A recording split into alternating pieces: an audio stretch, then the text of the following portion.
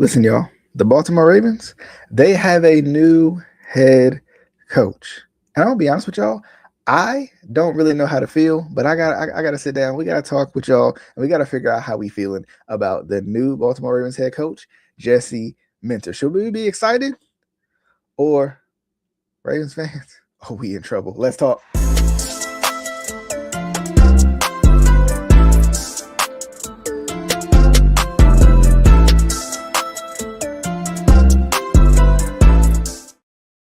Y'all, listen. The Baltimore Ravens got a new head coach. It's Jesse Minter, who used to be, around these parts just a little bit, but it's kind of it's funny. It's funny. Welcome into the Be More Show, by the way. I'm your host DJ back again. But look, it's funny, okay? It's funny to me because I was just about to go. I was gonna go live today. I was gonna make my glorious return, okay? And I was gonna go live today, and I was gonna talk about how I really felt like after Steve Bisciotti's press conference, which I loved, I was really going to mention how I felt like Jesse Minter and Anthony Weaver seemed to be the front runners. Like I know we had, I can't remember who the other guy was, who was like the third finalist, but there was something that made me feel like Jesse Minter or Anthony Weaver was going to be the next head coach of the Baltimore Ravens. That's just how I was feeling. Right? That's how I was feeling. But I'm gonna be honest. I'm gonna be honest. To me, this is just my opinion, and it's ironic that the news dropped. Pretty much, I mean, I was literally like ready to talk about that and how I felt like it was, how I felt like Bisciotti didn't really want a culture shift, right? Didn't really want, and when I say shift, I mean a culture shock, right? I don't think Steve Bisciotti wanted to shock the culture, right? I think the fear with shocking the culture is, uh, what if you kind of send it into shell shock, for lack of a better term, right? The fear with shocking the culture would be the idea of a potential rebuild with Lamar Jackson in the building. And I don't think Steve Bisciotti wanted to do it. I really don't. Shout out to 86 Goes hanging out. Look, we hate this hire he has to go. Listen, I'm gonna get my thoughts here in a second. Appreciate you for coming by. Appreciate you for coming by as well. Appreciate well, you same person, but appreciate you again for coming by. Hello, how are you doing? We gotta talk about this. So I'm gonna be honest. This is just my opinion. So taxes to me. I know it's tax time. Taxes to me. For me, I'm not mad, but I'm also not overjoyed. That's just me, right? That's just me. I'm not mad, but I'm not overjoyed either.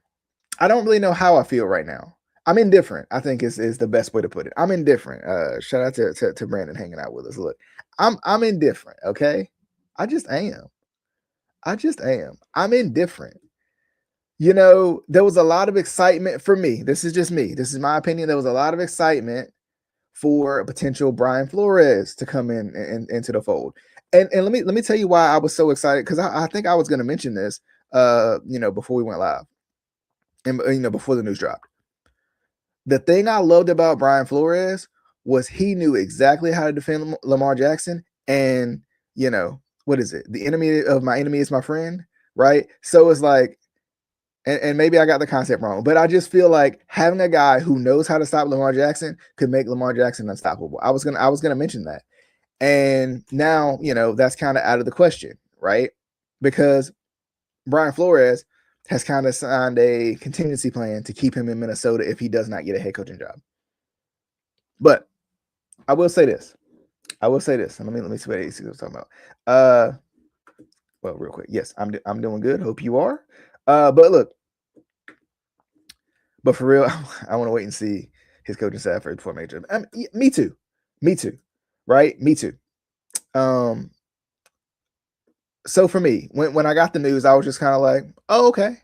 Right? I wasn't like, this wasn't signing Odell Beckham Jr. where I was running around my house or nothing like that. This wasn't signing DeAndre Hopkins where I was just really excited, right? This wasn't trading for Roquan Smith where I was like, okay, right? This was kind of like, okay, let's see, right? Let's see. Because the idea The idea is, I think Steve Bisciotti, from the press conference that he gave, wanted a defensive head coach with an offensive genius. Obviously, the defensive head coach will keep the defense under control.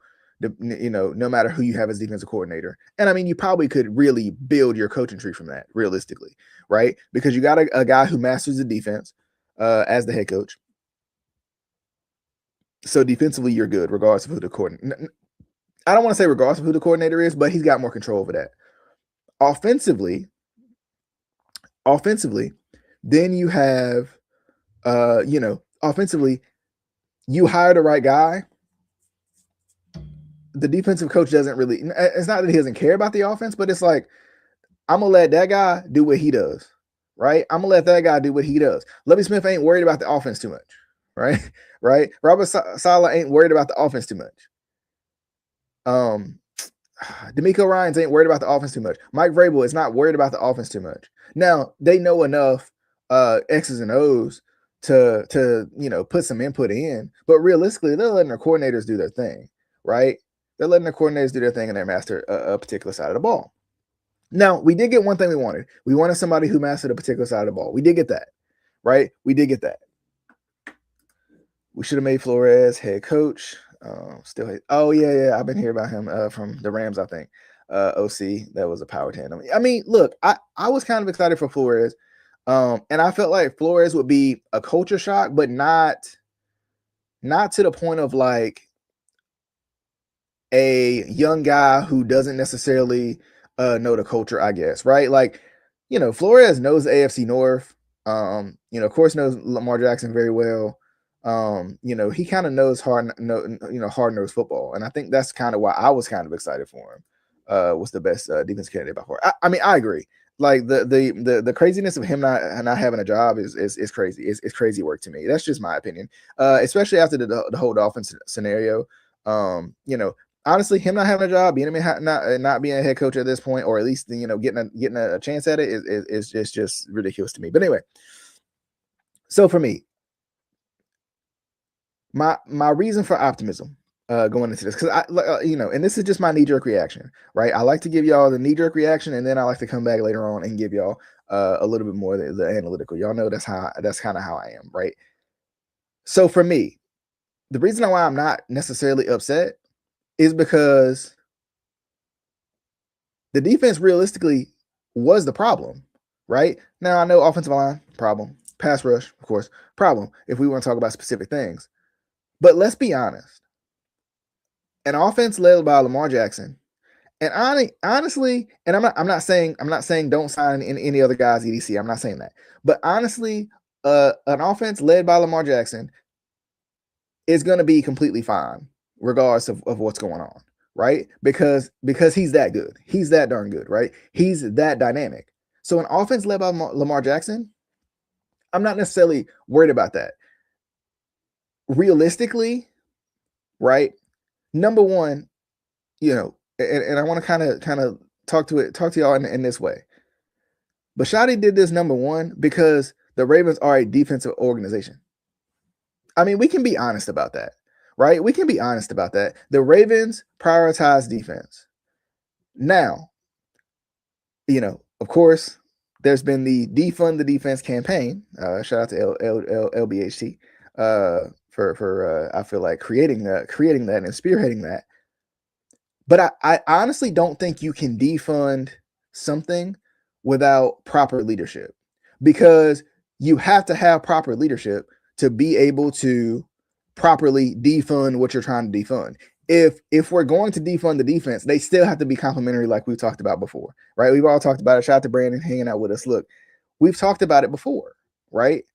This defense it doesn't have to be elite. It doesn't have to be the Ravens defense of old, or even like the 2000s or anything like that. But it needs to be complementary. We need turnovers. I should start here. We need pass rush. We need turnovers. That's just what we need. And to me, this is my opinion. Because I saw what he did with Odafe Oweh, and I feel like the Chargers defense was pretty good, right? Pretty good, pretty disciplined. From what I've heard from a couple of, some of the players in that organization, he's got the makings of a head coach, right? From those guys. So I'm cool with that. And now, to me, the biggest hole in the Ravens team right now was defensively. Okay, the biggest hole is probably offensive line. But in terms of an entire unit, one of the biggest disappointments we saw last year, this defense and how they played. Under Zach Orr, 2 of the worst years of defensive football we've ever seen. Now, let me read this comment real quick, and I'll get into my next point. I'm optimistic to just need to see a great OCI. I agree with that. I agree. I think to see a great OC hire, I think would be big, right? I think it would be big. To complement the head coach in the DC hire, we need a new culture of hiring the best coaches available and not being afraid of being replaced. Or also, because I think another thing that kind of gets in the way of our previous coordinators or the hiring of them is not wanting to lose them, right? Because if you when you lose coordinators, you have to kind of start over again. And unless you have like a true like offensive core or defensive core in place that can adjust with the next guy coming in, that becomes an issue too, right? So now, defensively, I don't think we have to worry about coordinators going here and there. I think offensively it's going to be very, very interesting. Because honestly, I think offensively, especially if you hire the right guy, I think offensively, this could be a point where I don't see the offensive coordinator sticking around for a while. I mean, Todd Monken was getting calls after year 2. So it's not like I don't necessarily see the offensive coordinator staying around. But I think that's another part too. Like I think, not being afraid to hire coordinators knowing that they're probably going to ideally you want that coordinator to be a head coach, right? Not even necessarily replace you. Because I think honestly, it's harder to get a coordinator to replace you than it would be for him to go somewhere else and be a head coach, right? If you have a great coordinator, he has disciples. Yeah, like McVay. Yeah, like McVay. You're right. I agree with that. And I think honestly, I think Jesse Minter could create kind of a tree of his own, right? I think he could kind of create a tree of his own. Because I think honestly, defensively, I think it's going to really fix a lot of issues because he got the best out of Odafe Oweh. And I mean, we talked about kind of the issues that we were seeing with him, and for him to go over there and kind of show out a little bit, he didn't have a historical season, but he played night and day different over there. So I think that was big too, right? I think that was big too. So I think to see him utilize a guy who kind of we kind of talked about before was kind of a project, kind of a prospect, like a guy who you kind of had to build into a really good pass rusher, and to show that he could create ways to make plays. I hate to tell you this, that sounds like Mike Macdonald to me, right? Because Mike Macdonald didn't have an elite pass rusher, but he was able to figure out a way to get pressure, right? He was able to figure out a way to get pressure. Through injuries, through all of this, he was still able to, through Kyle Bennett would come off the couch, he was able to figure out a way to get pressure.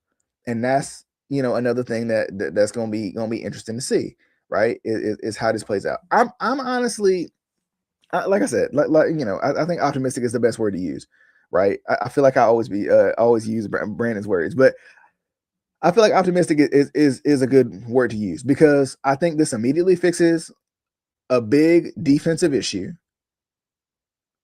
And, depending on who you hire at offensive coordinator, which I've heard the Cliff Kingsbury, rumor being thrown out there.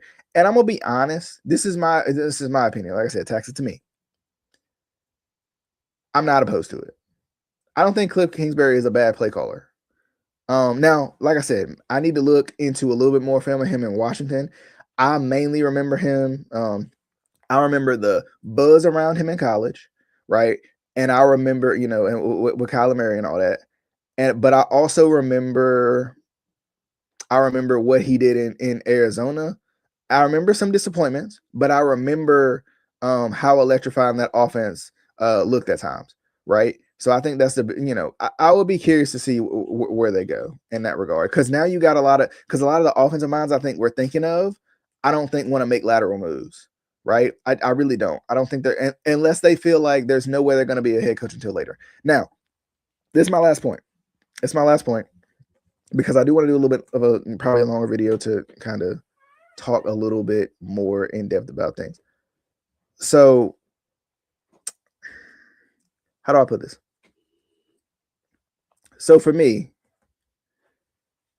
the third kind of concept that I feel like this guy brings out in this team and kind of like maybe alleviates a little bit is the idea. So let's go back. Let's revisit.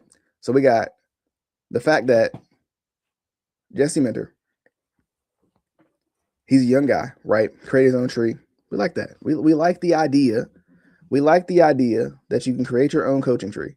We like the idea that it's kind of a new start. You're not going to reinvent the wheel per se by having this guy. It's kind of low risk to a certain degree, a lot of people have said.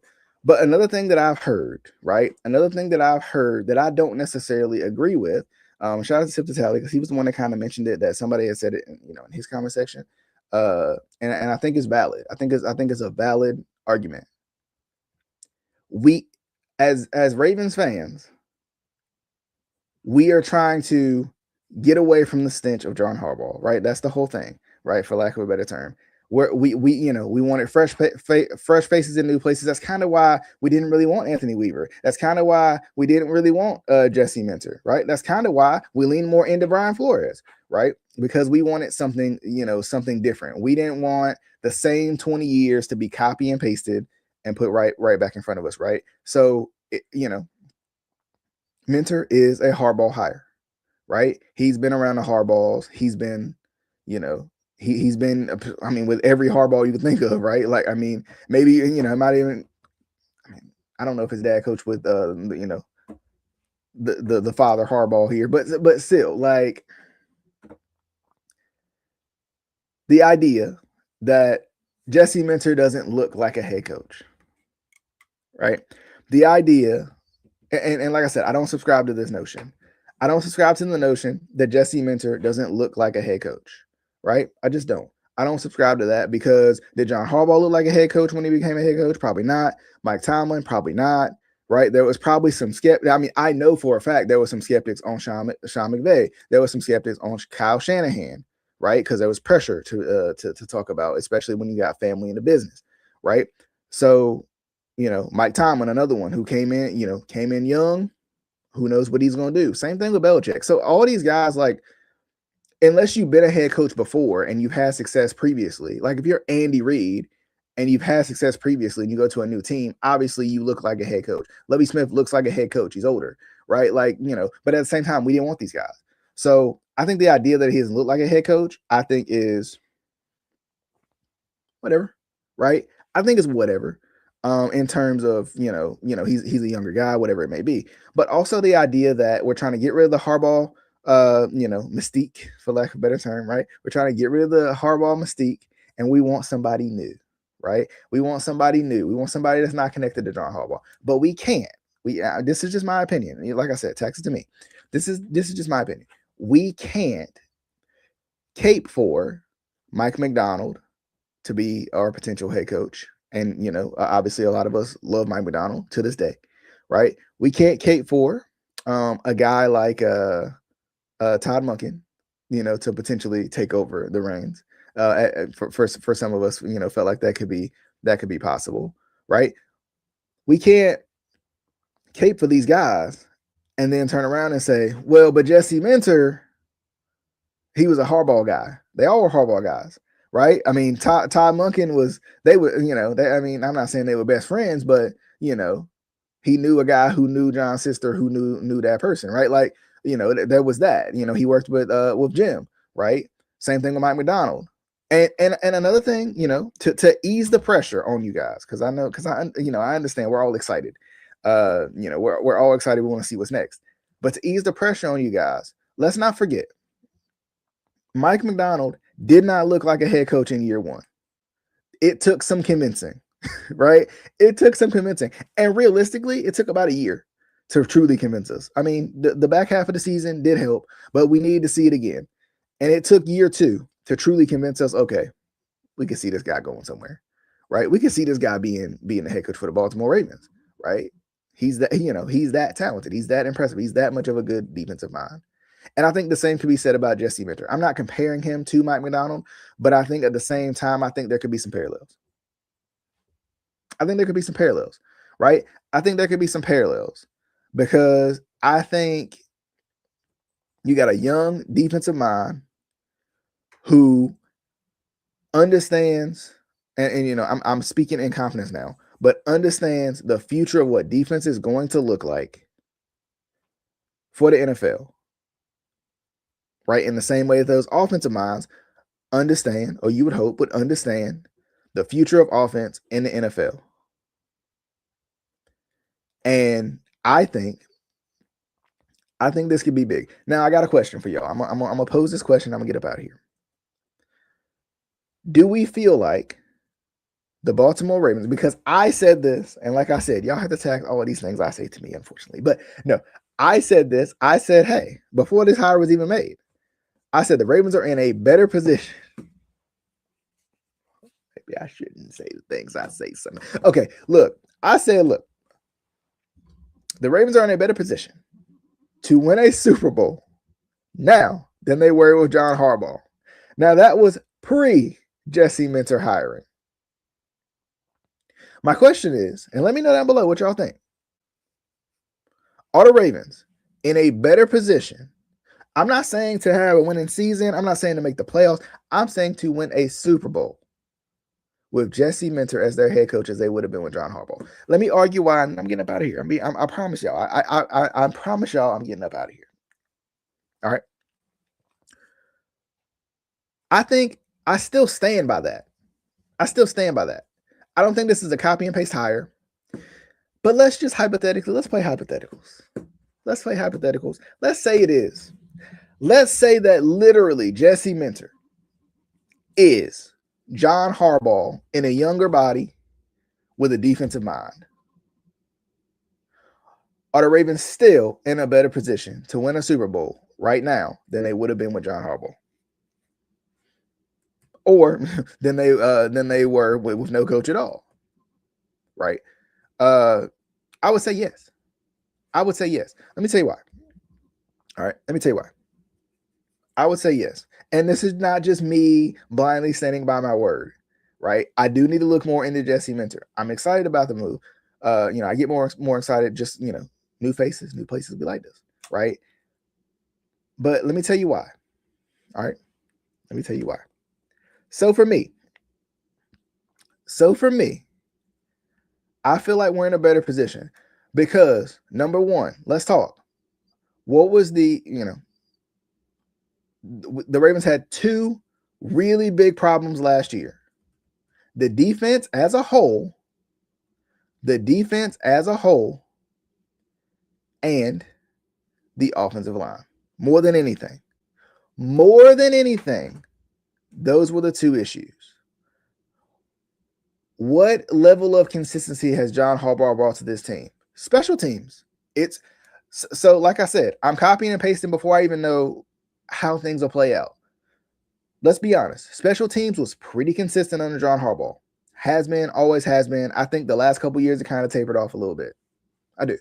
Especially after Devin Duvernay was gone. I think after Devin Duvernay was gone, it was kind of like, I don't know about this whole special team stuff, right? Okay, cool. So let's just say that level of expertise, right?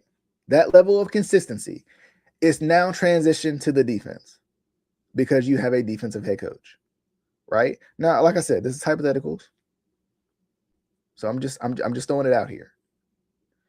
If that level of consistency is now transferred to the defense, that means you get turnovers. That means you get pass rush, which the Ravens haven't had in a while since Matt Judon, right? That also means overall the defense is fixed. And in my opinion, the defense is a far bigger problem than the offense. Would I say the defense is a far bigger problem than the offensive line? No. But I will say the defense as a whole versus the offense as a whole is the defense is a far bigger problem. The defense is the one who can't hang on to leads. The defense is the one giving up touchdowns at the worst possible times. The defense is the one that in the playoffs can't get a stop when you need them the most. The defense is the one, let me think if I got this right. I feel like I heard this right. The defense is the one that hasn't had under two coordinators now. The defense is the one that hasn't had a turnover in the playoffs, which is crazy. I don't even feel like that's a real thing. There's no way that that's real. That has to be hyperbole. In the same way that Zay Flowers went like 7 weeks of the season without scoring an offensive touchdown, like between offensive touchdowns. Complete hyperbole, even though it wasn't. But y'all see what I'm saying? So, in my opinion, at worst, if Jesse Minter, this is at worst, this is the worst case scenario. This is worst case scenario. I go to the gym once a week. I still, I still get a little bit of tone, right? Same thing. At worst, if Jesse Minter is John Harbaugh light, because I've seen that too. If Jesse Minter is John Harbaugh light with a defensive focus, this team still gets better. That's just my opinion. If Jesse Minter is just like John Harbaugh with a defensive focus and fixes the defense, especially if the Ravens hire the right offensive coordinator, right? Let's hypothetically say let's just put that in the context too.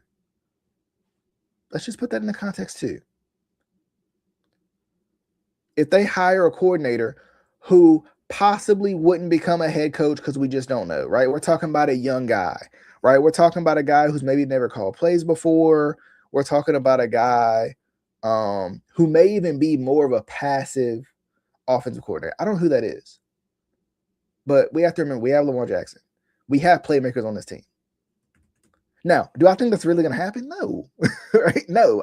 I think Jesse Minter is going to hire, because this is what Steve Bisciotti wants. Remember, Jesse Minter is going to hire a really good offensive coordinator, probably one that leaves within 2 years, right? Probably one that leaves within 2 years.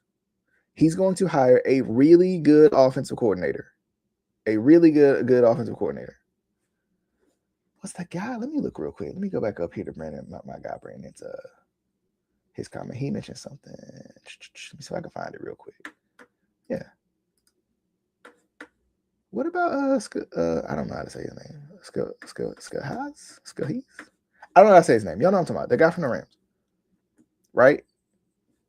I know there's mentions of him, but isn't it possible that maybe that still happens? I don't know. I don't know. I'm just asking. So for me, I feel like, there's optimism to be said. I want to look more into Jesse Minter, though. I really do. I want to look more into Jesse Minter so I can really come with an informed and not so much an emotional response. So I'm going to do that, and I'm going to come back later on in the week, and we're going to have a conversation. All right? But look, y'all, real quick. Let me see what my guy 86 was talking about once again. Brandon. Let's see. Oh. Shell House. Okay, let me go back. Let me go back and fix this. Okay, let me go back and fix this. Okay. Flores at head coach and Shell House at OC. Power tandem. See, but and I don't know. It's possible that Flores and Shell House have some sort of connection. I don't know. I don't know if they do. So I'll be interested to see if my guy right now kind of makes, his own tree a little bit. Now, albeit if, Shell House would technically probably be under McVay's tree. But still, that would be something. Tom was good, a good DC at the Vikings. So yeah, I remember there being buzz around Tomlin, but I also, and like I said, I could be wrong because it's been a minute since Tomlin was hired, but I also felt like there was a little bit of, he's young. I don't know if he can do it. I don't know, I don't know what we're, I don't know, what we're going to get out of him. And I mean, think about it. Tomlin was a young guy, a young DC coming from the Vikings. I'm not saying this guy's Mike Tomlin, but at the same time, it's like, you know, a defensive head coach is going to fix your defense issues, and then, you know, the offense, you know, if as long as you hire the right offensive coordinator, you know, it's going to be very interesting. And I honestly think if Lamar Jackson has a say, you know, had a say in the coaching decision, which I feel like he did, and if he has a say in who's his offensive coordinator, and we, you know, and he truly wants Kingsbury, I think Lamar Jackson will thrive under a coordinator that he really wants around. I mean, let's be honest. When John Harbaugh wasn't handcuffing Todd Monken, Lamar did exceptionally well, historically well under Todd Monken. So honestly, I wouldn't have been mad if Todd Monken stayed around.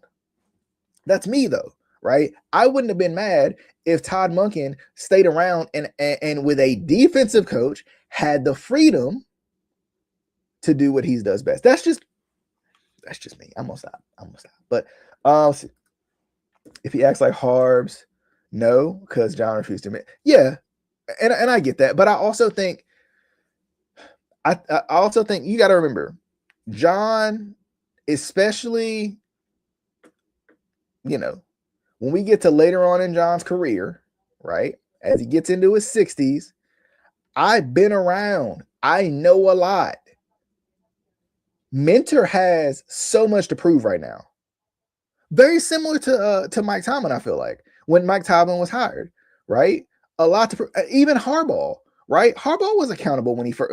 I feel like, maybe I'm wrong. Let me know down below if I am. But I feel like Harbaugh was a little more accountable in his younger age than he was as he got older. Because as he got older, his stuff didn't stink as much, right? Because I'm the Hall of Famer now, right? I'm the Super Bowl winning coach now. Jesse Minter has a lot to prove. A lot to prove.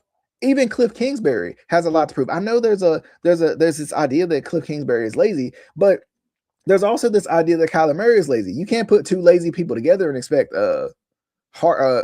tenacity to come out of it. It's just not how it works. But wrong one. Wrong one. Is it possible to poach McDaniels before it's time? Honestly, I think that's a done deal.